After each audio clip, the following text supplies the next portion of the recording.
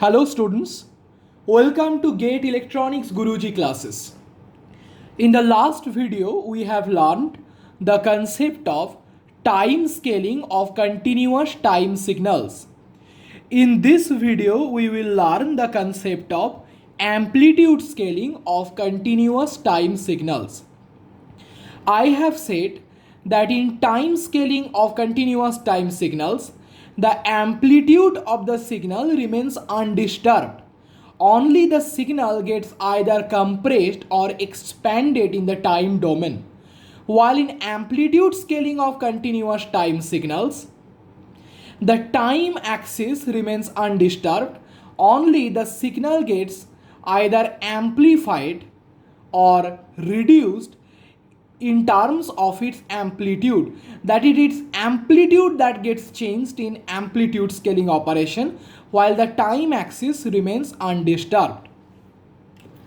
Let us have a signal denoted by x of t,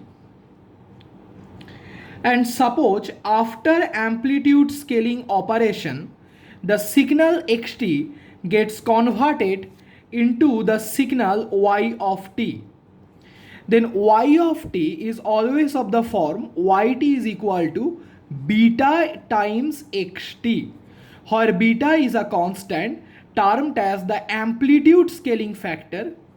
Beta is a constant termed as amplitude scaling factor, and beta cannot be 0 and 1.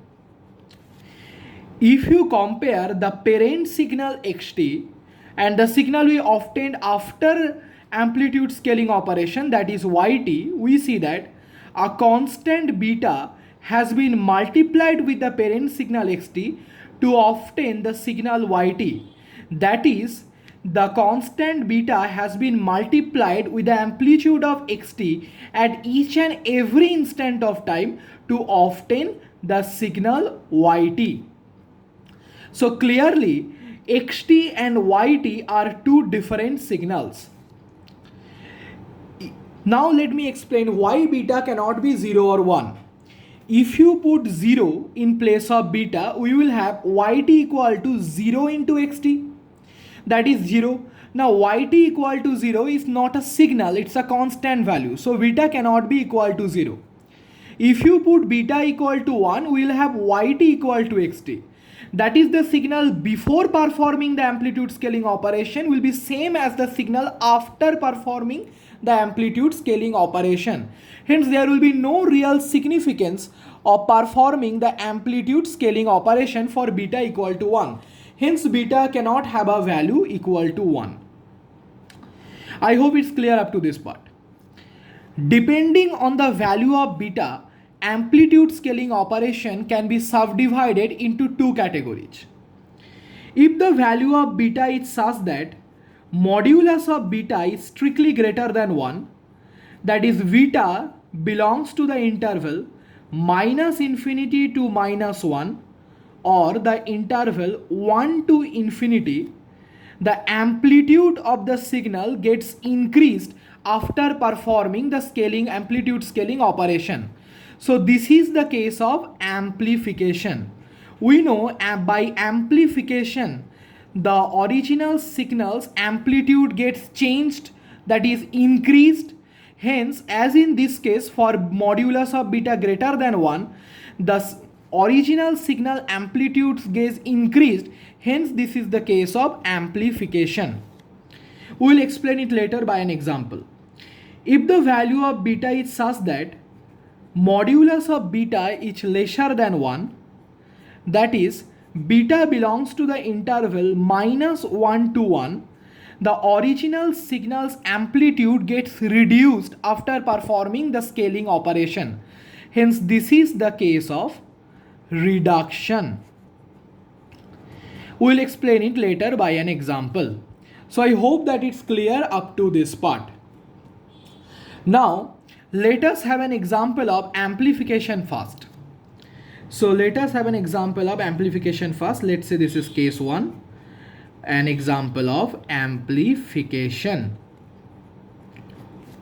Suppose we have a signal xt which is such that xt is equal to 0 for all values of t. This is the sign of for all. This sign tells for all. So for all t lesser than -2, xt is equal to 1 for all t greater than -2 and lesser than 2, and it is equal to 0 for all t greater than 2. Let me draw this signal very quickly. I am drawing it without using any scales, so please forgive me if the drawing is poor. You see that xt is equal to 1 for all values of t belonging to the interval -2 to +2, and outside this interval the value is 0. So that's how the waveform looks like. The x-axis is the time axis and the y-axis is the amplitude axis. Now, suppose by transformation I want to convert the original signal xt into a new signal yt such that yt is equal to twice of xt. So before drawing the waveform of yt, let us first try to understand what transformation operation has been performed here. If you compare xt with yt, you observe that a constant 2 has been multiplied with xt to obtain yt. So clearly this is a case of amplitude scaling operation with the scaling factor beta equal to 2. We know that scaling factor is the constant that we multiply with the original signal to obtain the new signal. As in this case 2 has been multiplied with the original signal xt to obtain the new signal yt. Hence in this case the scaling factor beta equals to 2. So beta, the scaling factor in this case, is equal to 2. As clearly modulus of beta, which is also equal to 2, is greater than 1. Hence this is the case of amplification operation. Amplification operation. So in this case we have performed amplitude scaling operation with a scaling factor of 2. Now let us try to understand how can we get to yt. I have said it before that in amplitude scaling operation it's the amplitude of the signal that gets multiplied or scaled, but the signal doesn't get reduced that is compressed or expanded in the time domain. So if I try to draw the waveform of yt, it will be, first let me try to show you how we can know the value of the signal in different time intervals. You had xt equal to 0 for all values of t lesser than -2. So in yt we will multiply the amplitude of the signal by this constant 2 because here scaling factor is 2. So yt will be 2 into 0 for all values of t lesser than -2. Similarly, it will be 2 into 1 for all values of t greater than -2 and lesser than 2. In the original signal, the value was 1 in the interval -2 to 2. So in the new signal yt, which is twice of xt, as shown here, twice of xt, we will multiply 2 with the amplitude of the signal at each and every instant of time. Similarly, the value will be 2 into 0 for all values of t greater than 2. Initially in the original signal we had the value as 0 for t greater than 2. In this case, as the scaling factor is 2, we have multiplied 2 with the amplitude of the original signal 0 for all t greater than 2. If we simplify this, we will have yt equals to 0 for all t lesser than -2, the value was 2 for all t belonging to the interval -2 to 2, and the value was 0 for all t greater than 2. So we have obtained the value of the signal in different time intervals. From this information, if I try to draw the waveform of the final signal yt, that is twice of xt, this will be something like this. In the interval minus 2 to 2, the value is 2, and outside this interval the value is 0. The x-axis is the time axis and the y-axis is the amplitude axis.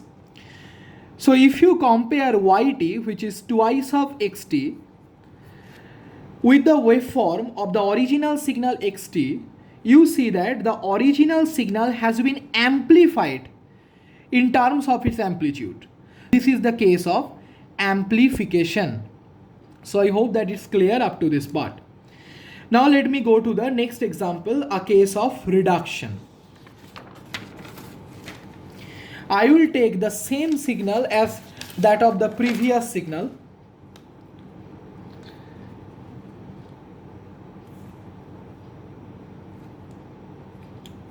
Case 2, the case of reduction.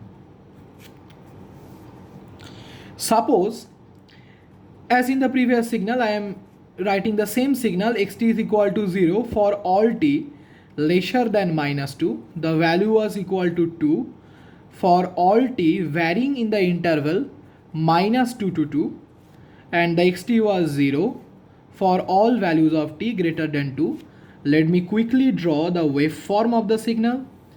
The x-axis is the time axis. Sorry, it was xt was 1 for the interval minus 2 to 2. In the interval minus 2 to 2, the value is 1, and outside this interval the value is 0. The x-axis is the time axis and the y-axis is the amplitude axis, and the value is 1. Suppose by the transformation operation I need to convert xt to a new signal yt such that yt equals to 0.5 times of xt. So before drawing the waveform of yt, let me try to understand what transformation operation has been performed here. If you compare xt with yt, you observe that a constant 0.5 has been multiplied with xt to obtain yt. Hence clearly this is the case of amplitude scaling operation with the scaling factor beta equal to 0.5. Hence modulus of beta, which is also equal to 0.5, it's strictly lesser than 1. Hence this is the case of reduction. Let me now get the value of the signal yt in different intervals of time. I have said it before that in amplitude scaling operation, the signal neither gets compressed or expanded in the time domain. It's the amplitude of the signal that gets amplified by the scaling factor. That is, we multiply the scaling factor, in this case the scaling factor beta equal to 0.5 at each and every instant of time with the amplitude of the original signal. So yt will be equal to 0.5 into 0 for all t lesser than minus 2. In the original signal, the value was 0 for xt for all t lesser than minus 2. So to obtain the new signal yt, which is also 0, which is nothing but 0.5 times of xt, we have to multiply 0.5 with 0, which is the amplitude, for all values of t lesser than minus 2. Similarly, the value will be 0.5 into 1 for all values of t belonging to the interval minus 2 to 2, and the value will be 0.5 into 0 for all values of t greater than 2. You see that we have multiplied 0.5 with 1 because 0.5 is the scaling factor which needs to be multiplied with the amplitude of the original signal to obtain the new signal. So if I simplify this now, we will have yt is equal to 0 for all values of t lesser than minus 2. The value is 0.5 for all values of t greater than minus 2 and lesser than 2, and the value is 0 for all values of t greater than 2. So now we have obtained the value of the signal in different intervals of time. If I try to draw the waveform of the signal from this information, it will be somewhat like this. Let me first draw the time axis, the x-axis in this case. The y-axis is nothing but the amplitude axis, that is yt, which in this case is 0.5 times of xt. You observe in the interval -2 to +2, the amplitude of the signal is constant at the value 0.5, and outside this interval the value is 0. So if you compare the waveform of the original signal xt with the waveform of the new signal yt, you see that the amplitude had been reduced from 1 to 0.5. So clearly this is the case of reduction. Obviously the drawings haven't been done exactly to the scale. I hope you can understand this. So I hope that it is clear up to this part. If you have any doubt, you can let me know about that in the comment section. I do understand that the quality of the video that is coming is not very good, but the content that I am going to provide you will be among the best found in YouTube. You can ask me any doubt regarding anything of GATE electronics syllabus in the comment section, and I will always be there to help you with your any doubt. So if you think that you are liking my lecture, please subscribe to my channel, because it's your comments, your likes and your subscriptions that actually energize me to make more and more videos for you. Thank you.